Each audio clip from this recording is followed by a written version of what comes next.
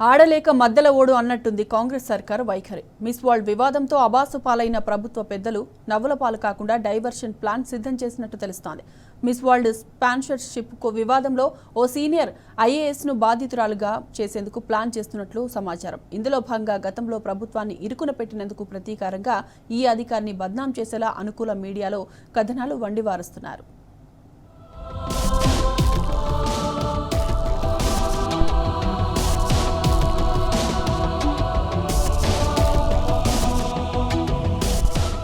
తప్పుల మీద తప్పులు చేయటం, తీరా డైవర్షన్ డ్రామాలు ఆడడం కాంగ్రెస్ కు అలవాటుగా మారింది. తాజాగా మిస్ వరల్డ్ స్పాన్సర్షిప్ వివాదాన్ని ఓ సీనియర్ ఐఏఎస్ అధికారి మెడకు చుట్టేందుకు ప్రభుత్వంలోని కొందరు కుట్ర పన్నుతున్నట్లు విశ్వసనీయ సమాచారం.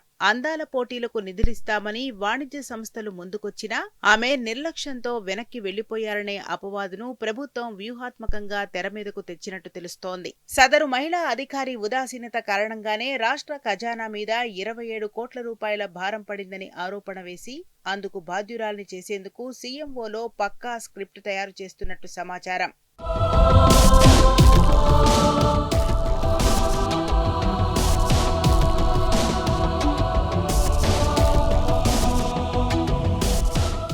ఖజానా ఖాళీ అంటూనే రాష్ట్రంలో అందాల పోటీలు నిర్వహించడంపై మొదట్నుంచి విమర్శలు వెల్లువెత్తుతున్నాయి. ఖరీఫ్ విత్తనాలు, తడిసిన వడ్ల కొనుగోలు కోసం రైతులు రోడ్ల మీదకు వచ్చి ఆందోళనలు చేస్తున్న నేపథ్యంలో 200 కోట్ల రూపాయల ఖర్చు చేసి అందాల పోటీలు నిర్వహించడం ఎందుకని ప్రతిపక్ష పార్టీలు నిలదీశాయి.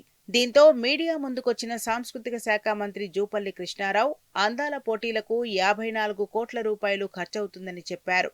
ఇందులో 50% అంటే 27 కోట్ల రూపాయల వరకు మిస్ వరల్డ్ నిర్వహణ సంస్థ భరిస్తుండగా మిగతా సగం ప్రభుత్వం సర్దుబాటు చేయాల్సి ఉన్నదని ప్రకటించారు. ప్రభుత్వం పెట్టాల్సిన ఖర్చులో 25 కోట్ల రూపాయల మేర నిధులు సమకూర్చేందుకు స్పాన్సర్లతో సంప్రదింపులు జరిపినట్టు మంత్రి జూపల్లి చెప్పారు. అయితే ఓవైపు మిస్ ఇంగ్లాండ్ ఆరోపణలతో మిస్ వరల్డ్ పోటీలు వివాదాస్పదం కావడం, మరోవైపు రాష్ట్ర ఆర్థిక పరిస్థితి దివాలా తీసిందన్న సీఎం రేవంత్ రెడ్డి వ్యాఖ్యల నేపథ్యంలో ఇంతవరకు స్పాన్సర్ చేసేందుకు ఎవరూ ముందుకు రాలేదని తెలిసింది.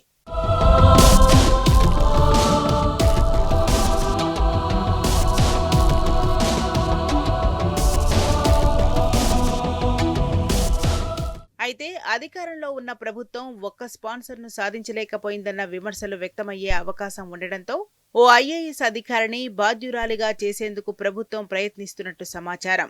ప్రభుత్వంపై వచ్చే విమర్శలను డైవర్ట్ చేసేందుకు ప్రభుత్వంలోని కొందరు ఓ కథనాన్ని తెరమీదకు తెచ్చారు. అందాల పోటీలకు రాష్ట్ర ప్రభుత్వం తరపున స్పాన్సర్ చేసేందుకు ఓ బ్యాంక్ యాజమాన్యం ముందుకొచ్చిందని, 25 కోట్ల రూపాయలు ఏకమొత్తంగా ఖర్చు చేసేందుకు ఆసక్తిని చూపించిందని కథను అల్లారు. మిస్ వరల్డ్ పోటీలకు అప్పట్లో ఇన్ఛార్జిగా వ్యవహరించిన అధికారిని కలిసేందుకు వెళ్లగా ఆమె అపాయింట్మెంట్ ఇవ్వలేదని అంటున్నారు. దాదాపు 4-5 గంటలు వేచి ఉన్న జాతీయ బ్యాంక్ యాజమాన్యం చివరకు ఆమెను కలిస్తే ఒక్కరే ఎలా స్పాన్సర్ చేస్తారు, అందరికీ అవకాశం ఇవ్వాలి కదా అంటూ బ్యాంక్ స్పాన్సర్ను తిరస్కరించినట్టు చెబుతున్నారు. ముందుగా ఈ కథనాన్ని ప్రభుత్వ అనుకూల మీడియాగా ముద్రపడిన ఓ ఎల్లో పత్రికలో ప్రముఖంగా ప్రచురించారు. అనంతరం ఆ ప్రచారాన్ని కాంగ్రెస్ సోషల్ మీడియా అందుకొని గత 2 రోజుల నుంచి విస్తృతంగా ప్రచారంలోకి తెచ్చింది.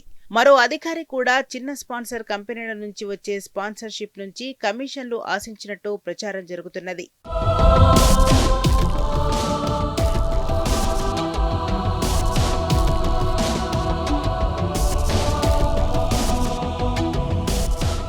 ఇద్దరు అధికారుల మీద దృష్టి పెట్టిన ప్రభుత్వంలోని కొందరు నిఘా వర్గాలను రంగంలోకి దించినట్టు తెలిసింది.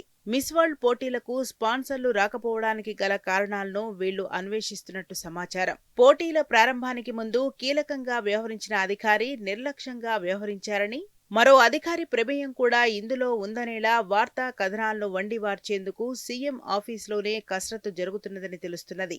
సదరు అధికారిని ఇటీవల కంచె గచ్చిబౌలి భూముల వ్యవహారంపైన సోషల్ మీడియాలో పోస్ట్ రీట్వీట్ చేయటం చర్చనీయాంశంగా మారింది.